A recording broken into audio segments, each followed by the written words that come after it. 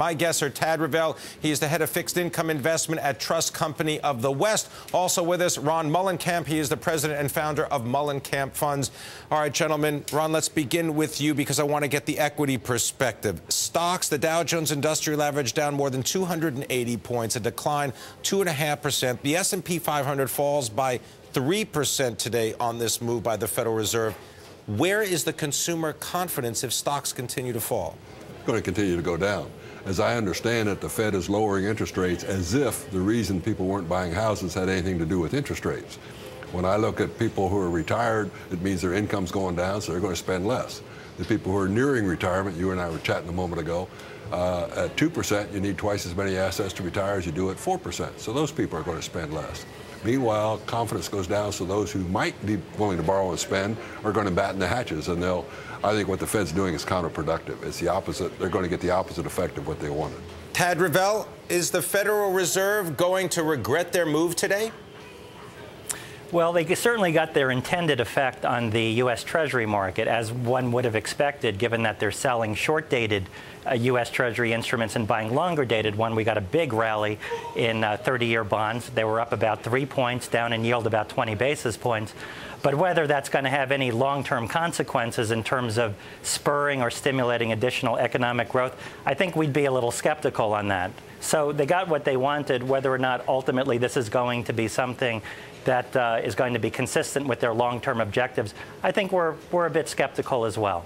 Now, Tad, part of your responsibility is to manage people's fixed income portfolios. The 30-year at 2.99%. It's not been this low since 2009.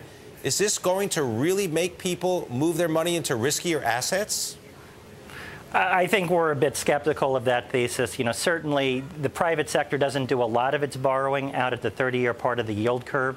So the fact that the Fed has successfully engineered a reduction in long-term rates at the 30-year part of the yield curve, one wouldn't think would have a particularly consequential impact on the overall economy. And there might actually be some counter effects because, as we well know, the corporate pension funds in this country have to calculate their pension fund liabilities based, at least in part, on the overall level of 30-year interest rates. So when Treasury rates go down, paradoxically, it can increase the costs of these corporations as it relates to their overall pension funding.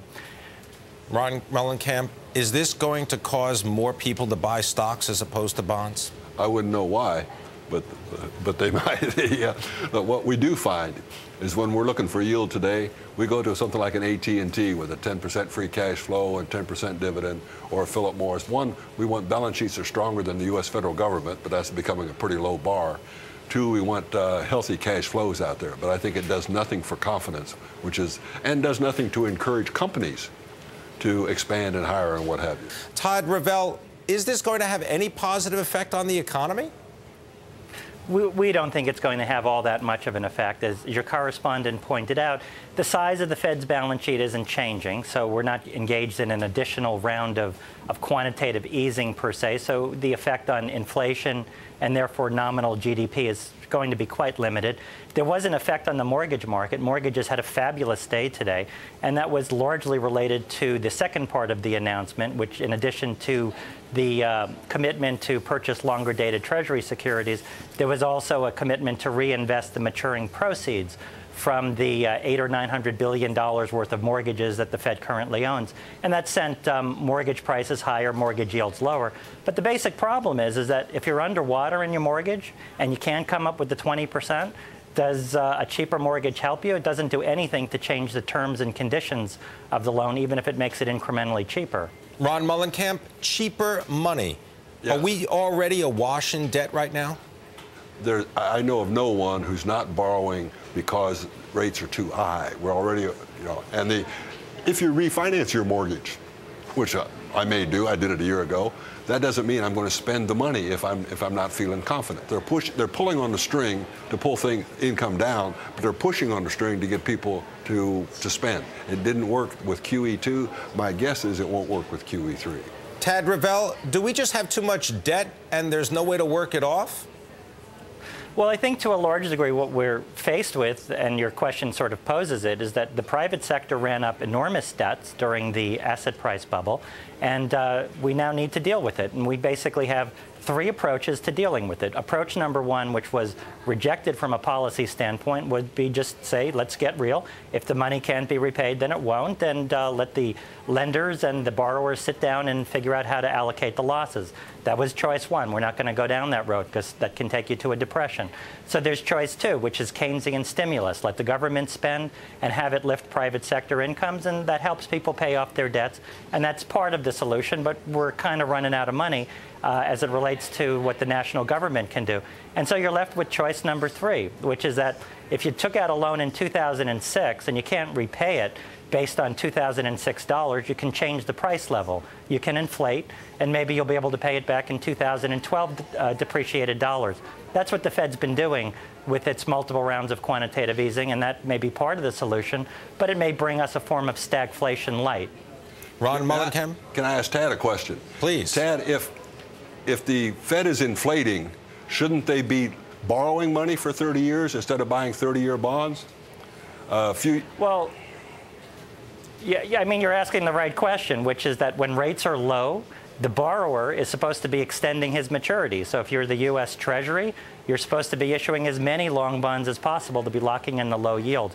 You should be thinking, of course, of the Federal Reserve and the U.S. Treasury as a consolidated entity. It's not like the Federal Reserve is some entity off in left field. It's part and parcel of the federal government. So to a large degree, these transactions between the Fed and the Treasury are really intra-governmental. They don't really amount to a hill of beans, except to the extent that when the Fed actually is increasing the size of its balance sheet, it is having or setting some precursor conditions for higher rates of inflation. Ted, what if we get any kind of economic growth? What will that do to the value of the Federal Reserve's holdings? Well, economic growth can come in two ways, of course. The way we want it to come is in the form of real growth, where people are getting hired and factories are becoming more efficient. That's the real GDP part of the equation. We don't think that there's much likelihood of real GDP getting much of a lift, not from these types of policies and not for all of the other reasons that that have been hobbling economic growth the last few years.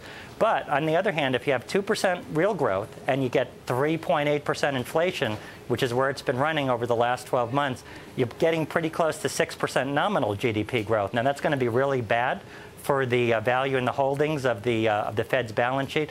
But on the whole, it may render an assist to those over-levered entities in the private sector that have been held back because of the excessive debts that they took on in prior years. Ron Muhlenkamp, what are you telling your clients to do with their money now? We're holding more cash than we normally would. We're saying the best values that we can find with assurance are what I call the Cadillacs are selling cheaper than the Chevys. So where there's rock-solid balance sheets with good cash flows, good free cash flows, and we're looking at dividends in ways we never, in the past, I've never cared whether they paid a dividend or not. But if you got an 8 to 10% free cash flow and you're paying half of that out in dividends, we think that's a pretty good place to be. I want to thank you, gentlemen, very much. Ron Muhlenkamp, Muhlenkamp Funds. Also, Tad Rivelle joining us from Trust Company of the West.